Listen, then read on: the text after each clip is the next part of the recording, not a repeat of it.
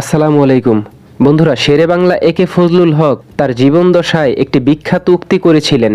তিনি বলেছিলেন, যখন তোমরা দেখবে কলকাতার দাদারা তথা ভারতীয় দাদারা আমার প্রশংসা করছে, তখন তোমরা বুঝে নিও আমি আমার দেশের বিরুদ্ধে কাজ করছি।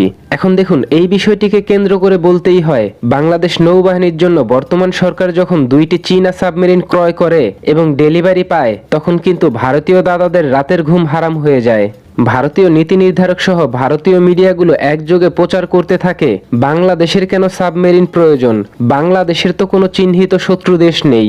ভারত তখন নানাবিধ প্রশ্ন তুলে ব্যাপক আপত্তি জানায় বাংলাদেশের এই সাবমেরিন কেনার বিষয়টিকে কেন্দ্র করে। তবে সবকিছু ছাপিয়ে আমরা আমাদের জাতীয় নিরাপত্তার স্বার্থে নিজ সামরিক বাহিনীকে আধুনিক বাহিনী হিসেবে গড়ে তুলব, এটাই স্বাভাবিক।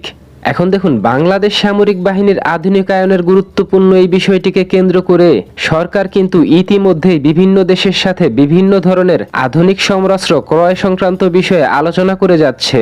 তবে বাংলাদেশ সামরিক বাহিনী বর্তমানে সমরাস্ত্র কেনার দিক থেকে চীনের তুলনায় তুরস্ককে সবচাইতে বেশি প্রাধান্য দিচ্ছে।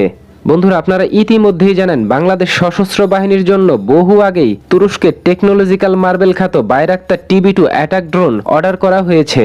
এখন দেখুন, এই জায়গায় বলে রাখা ভালো, তুরস্কের নির্মিত এই যে TB2 অ্যাটাক ড্রোন, এটা লিবিয়া এবং সর্বশেষ আজারবাইজান যুদ্ধে যে সাফল্য দেখিয়েছে তা অত্যন্ত প্রশংসনীয়। তাই এই ড্রোনের শক্তি এবং সামর্থ্য নিয়ে কোনো সন্দেহের জায়গা নেই। বন্ধুরা, তুরস্কের নির্মিত এই যে অ্যাটাক ড্রোন, এই ড্রোনটি কিন্তু তুরস্কের তৈরি যে কোরাল জামার সিস্টেম রয়েছে তার সাথে সমন্বয় করে মিশন পরিচালনা করে থাকে, যা কিন্তু লিবিয়া এবং আজারবাইজান যুদ্ধেও করেছে। গুরুত্বপূর্ণ এই বিষয়টিকে কেন্দ্র করে বলতেই হয়, বাংলাদেশ সশস্ত্র বাহিনী যখন তুরস্কের ড্রোন অর্ডার করেছে তখনই মোটামুটি নিশ্চিত ছিল বাংলাদেশ তুরস্কের নির্মিত যে কোরাল জামার সিস্টেম রয়েছে এটাও ক্রয় করবে। বন্ধুরা, তুরস্কের এই যে কোরাল জামার সিস্টেম, এর রেঞ্জ সর্বোচ্চ 200 কিলোমিটার।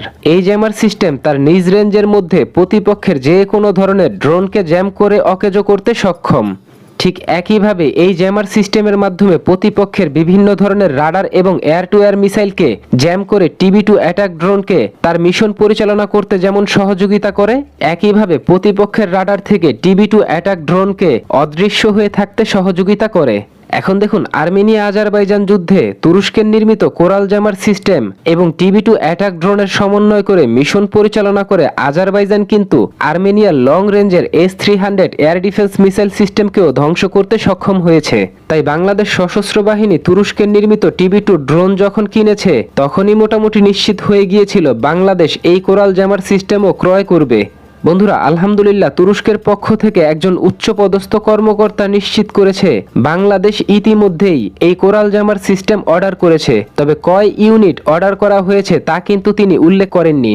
তবে ধারণা অনুযায়ী এই মুহূর্তে সর্বোচ্চ 2 ইউনিট কোরাল জামার সিস্টেম অর্ডার করতে পারে বাংলাদেশ সশস্ত্র বাহিনী।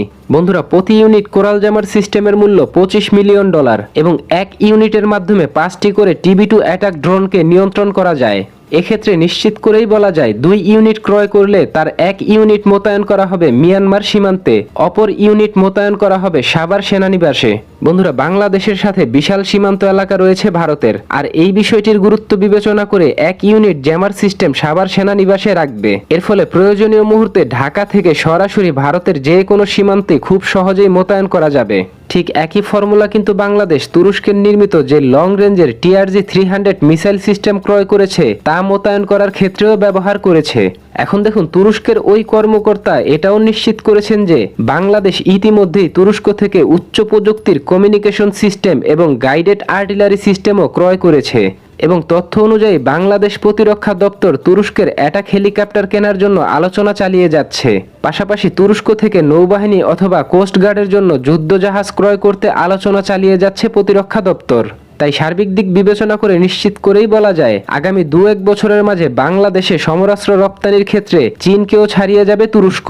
তো বন্ধুরা, বাংলাদেশ সরকারের সমরাস্ত্র কেনার ক্ষেত্রে ভারতের বাধা উপেক্ষা করে নিজ দেশের সশস্ত্র বাহিনীর আধুনিকায়ন করা এবং তুরস্ক থেকে কোরাল জামার সিস্টেম ক্রয় করা, এ সম্পর্কে আপনি কি ভাবছেন? আপনার গুরুত্বপূর্ণ মতামতটি জানিয়ে দিন কমেন্ট বক্সে, এবং ভিডিওটি ভালো লাগলে লাইক, কমেন্ট, শেয়ার এবং চ্যানেলটিকে সাবস্ক্রাইব করে সঙ্গে থাকুন। ধন্যবাদ।